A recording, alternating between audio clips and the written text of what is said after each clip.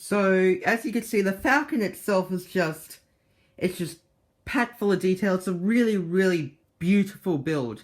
It's got greebling, and it has, I've noticed that lots of people have said this, and I quite agree. It's got a very nice mixture of smooth surfaces and studded surfaces. It's like the perfect balance. And, yeah. Also, just the magnitude of it. Like, here is my hand, and my hand's, like, bigger than normal. And here is the Falcon. So, yeah, this isn't like your average build, basically. So basically, here is a minifigure. Here is the Falcon. So, like, it's huge. It is just huge. Like, it's just so big, and, like, you think that it's not going to be that big, but then, like, you look at it and it's like, my god, that's a big thing. So, yeah. Now, let's get into some of the smaller details. Starting at the front of the Falcon, we have some really nice greebling along the sides here with these, like, pretty cool, sort of exhaust engines. We have just loads and loads and loads and loads of greebling. They do leave some gaps, which is a little bit kind of, like, that's not desirable, but, like, normally you just really can't tell. It just looks just so good. I'm quite happy, like, really, really happy that they made us do all that greebling, because it's 100% worth it. Around the front, we have these, like, two, red lights. And then there's more greebling on the inside over here. And then there's more greebling on the other side. In here is the docking bay, and I'm kind of not too happy with that, because you can see those red and blue pieces. LEGO could have, honestly, just covered it up, like, quite well, and it would have been fine. But they just didn't for some reason, and I'm just kind of a bit unhappy about that, I guess. Anyway, going up, we now have these pipes on both sides to just run the whole build. And then there's this also one that goes on the angle. And then there's these three, I'm not sure what they are exactly, but I think they're exhaust ports or something like that. And then, just as I said before, just immense amount of detail and just a really nice mixture of smooth bits and studded bits. Admittedly, this plate is a bit exposed, I guess. I guess they could have just covered it up a bit more, but I guess it's kind of just okay, I guess. And the same really applies here. I like it a bit better when there's a bit more red in it. I think that just brings the Falcon together. But yeah, this is just amazing. So, moving along, we have sort of like the front mid-section of the build. We have this really nice hole. There's actually a couple of these, but I think this is the best one. But yeah, I just love that it's just a bit exposed. We have these really nice pipe details along here, and that's also really nice. Again, just as I said before, fantastic mix of studded and smooth surfaces. We then have a radar dish over here, which can turn around and move up and down, which is pretty cool. And I like that they use the Ninjago Mace Windu hat piece. I don't know what they're actually called. I know that there's actually a name for them, because they are real things, but yeah. Then we have some bullet damage. Admittedly, I don't like that. I think that they could have integrated this plate a bit more, and it is accurate to the film. But honestly, I think that just, like, adding, like, maybe some dark grey studs with the holes in them could have just worked a bit better for that. Anyway, moving on to the gun. Unfortunately, the gun can't turn, but this gun can pretty much turn in 160 degrees. Oh. The only problem is that, as you just saw there, it is quite flimsy, so you can't be too rough with it. I suggest holding it, like, not where, like, the guns are, actually. However, you can, if you really want to, you can lift this up, and then, sorry if this is a weird camera angle, but, You can flip it around if you just want the guns to point the other way and you want like a TIE fighter out the back just shooting it and stuff. So pew pew. But the only problem with that is that there is indeed a gunner's seat. So so basically, if you want someone to be the gunner, so I'm gonna grab Finn because technically Finn was on the bottom guns in The Force Awakens, but yeah, whatever. So let me just grab Finn and place him in here.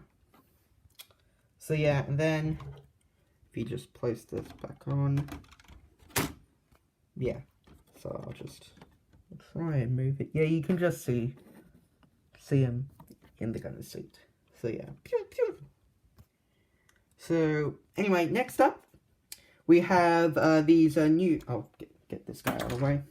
We have these ports. I don't think that the ports are as good as the one on the original UCS Millennium Falcon, but I do like that they're a bit more curved. But just the design here, I don't think is as good. I'll show a picture now. So yeah, as you can see, that I just don't think that it looks as good. So yeah, and this is pretty much the exact same design, except there's a bit more red on here, and again, exact same design. Yeah. Okay, so now that we've done that, I think that we should just have a little bit look at the bottom. So you can see the bottom here. It's got an okay amount of detail. It's just okay, I guess. I would have liked if LEGO just put a little bit more detail. The prongs are probably the most detailed under part of it. But yeah, it was just kind of just let down. As you can see at the back, there is another gun. However, you cannot put someone in there. As far as I know, it's pretty much impossible. But yeah, but the bottom gun's actually almost as detailed as the top, which is pretty cool. While I'm down here, I guess we'll have a look at the legs. The legs were actually quite fun to build, surprisingly. Like normally legs would be, like, just a bit meh, but, like, these were actually quite fun to build. I really like the detail. I like that they had those, I don't know what to call them, but they're the cylinder pieces with the marks in them. I think that really adds a lot to the build, and I like that they used the cheese wedges. So that was pretty cool. Anyway, back to the top. If we move over, we then have oh god, I'm trying to get into focus. Okay, good. Yeah. So we then have this hole, but it's actually got a plate in it. You can't pull it out or anything, and it can't actually, like, you can't place it back in and make it fit. But, like, that's pretty cool. Actually, I kind of like that they put the plate in that. I don't know how it stayed in there, though. It would surely fall out when flying. Then we've got these, at the back here, we've got these, like, fin pieces, which are quite cool. They're on the top here, and I'll try and get you guys. Come on. Oh, sorry, this is upside down, but yeah, you can just see those fin pieces that are just the same over here. There's more feet again, but yeah, there's also this, like, just so much detail everywhere, just loads and loads and loads and loads. Again, there's another hole over here, just and we also have these 6, I think that these are the real exhaust ports. I don't know what those things are, but these are the real exhaust ports, I believe. I don't know that much about the Millennium Falcon, honestly, and yeah, there's just so much detail, and of course, what everyone wants to see, I'll just turn it around a bit. We have the thrusters. Unfortunately, there's no lighting mechanism. There is Light My Bricks, which isn't Lego, but which isn't, like, from Lego in any way, but it does have a pack to light up the Millennium Falcon, so it can, like, light up the guns, and it can light up the thrusters as well. And yeah, just to give you another shot of the bottom here. Again, there's a bit more greebling on these sides and stuff. And yeah, so that's pretty much all the outside detail. So when coming to like the interior of the build, apart from the gunner's seat, which I've already showed you, there are 1, 2, 3 other places you can really put your minifigures. 4 if you count the other one, but I'll show you that later. First of all, which is the most obvious, is the cockpit. So you can, unlike most LEGO cockpits, you can fit 4 people in here. So you can fit pretty much the whole gang in here. So I'll show you what that looks like now. Here I've got the whole gang in here. I've got, oh, whoops. I just tried to make it look a bit better. I've got Leia here, I've got Han, I've got Chewie, and I've got C-3PO. The only problem is that since Chewie's head extends to his back, it means that it's harder to put characters in, so like C-3PO has to be barely holding on. So normally when I'm just putting these guys in the seats, I normally either just have Han and Chewie, or I just put Leia instead of Chewie. But I feel like that's betraying it, because Chewie's the real co-pilot. So anyway, let's put this back on. I know it looks harder than it does, but it's really just because I'm trying to do it with one hand. You know what? Okay, this is a bit difficult. Sorry, just for a sec.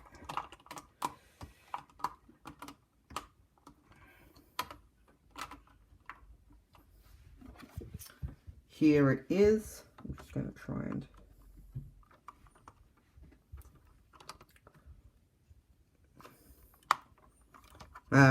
whatever. But, basically, this is what it looks like. This is actually a exclusive piece. So if you want this piece, you either have to get it off a private seller, or you have to get this set. Maybe it's on Pick a Brick or something. Like if you go to like the official LEGO store, maybe it's on Pick a Brick. But I'd really doubt that, because like this is like a printed piece. I don't think that you get printed pieces. Maybe you do. I think you get control panels. Anyway, enough of me talking about that. Then this cockpit, there is a hallway. Just here, you might have noticed I just skipped up on the hallway. Many people did want this to like be an actual hallway, but unfortunately it isn't. But honestly, I think it's a trade-off. So like there's no good things in life, only trade-offs. So like, yeah.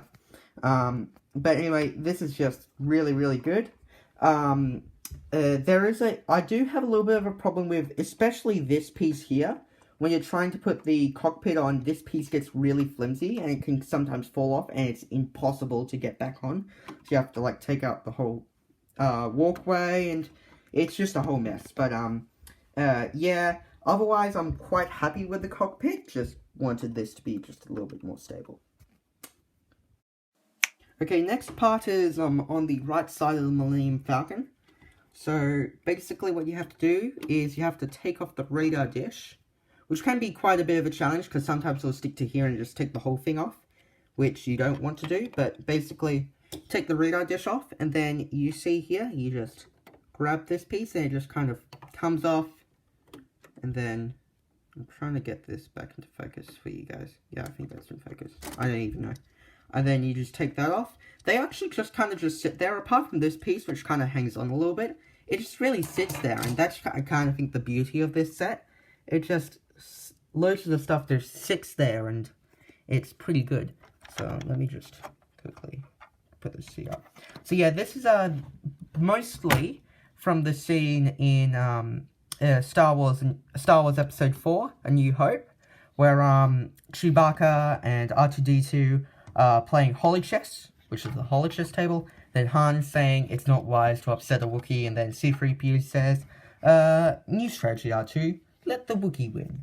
And yeah, but there is a brief moment of it in Force Awakens, so, let me just quickly show you what that looks like with characters in it. So yeah, here's just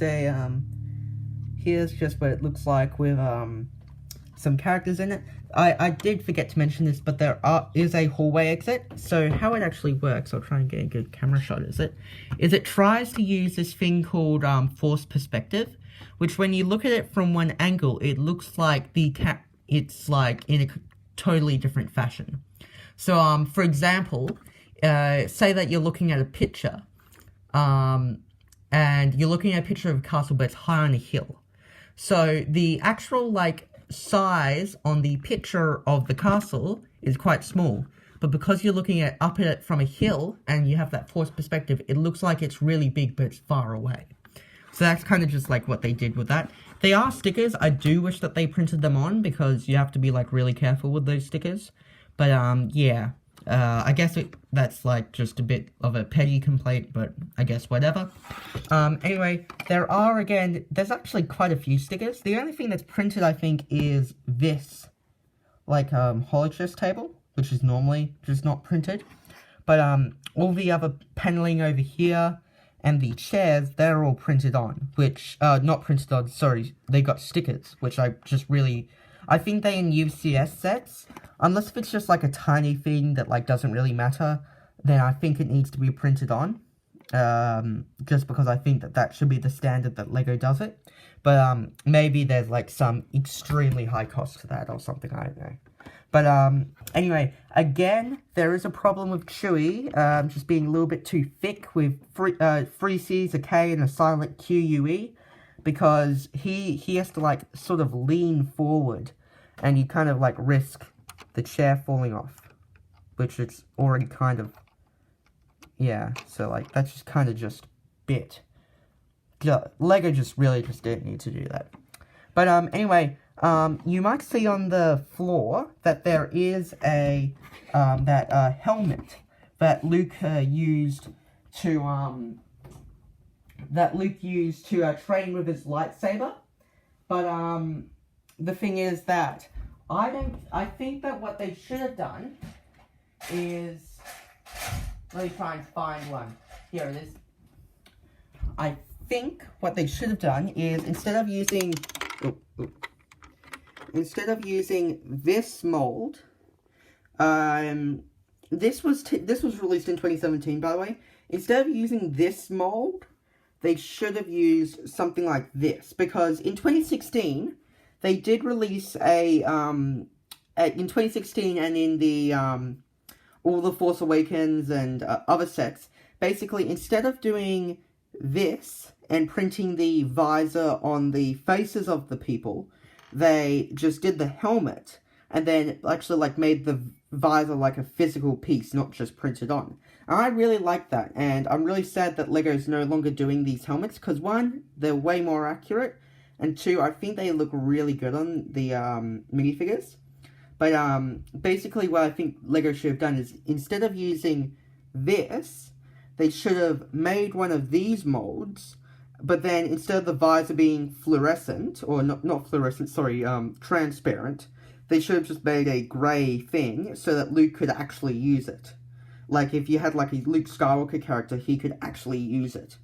And train with it and stuff like that. I just think that should have been how it turned out. But unfortunately it didn't. So I guess you can't have everything, really. So now I guess we should pack it up. So basically all you have to do is just slide it in. I am doing this with one hand. Normally you do it with two, so it is a little bit more difficult. But, yeah. So, okay. I just have to, yeah. The, plate is a bit weird with how it gets connected, but, I guess it's okay. Yep, and just there. So now it's just sitting in snugly, and then you just have to line up the radar dish.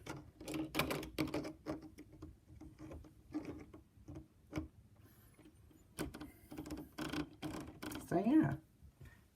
Let's get on to the last room,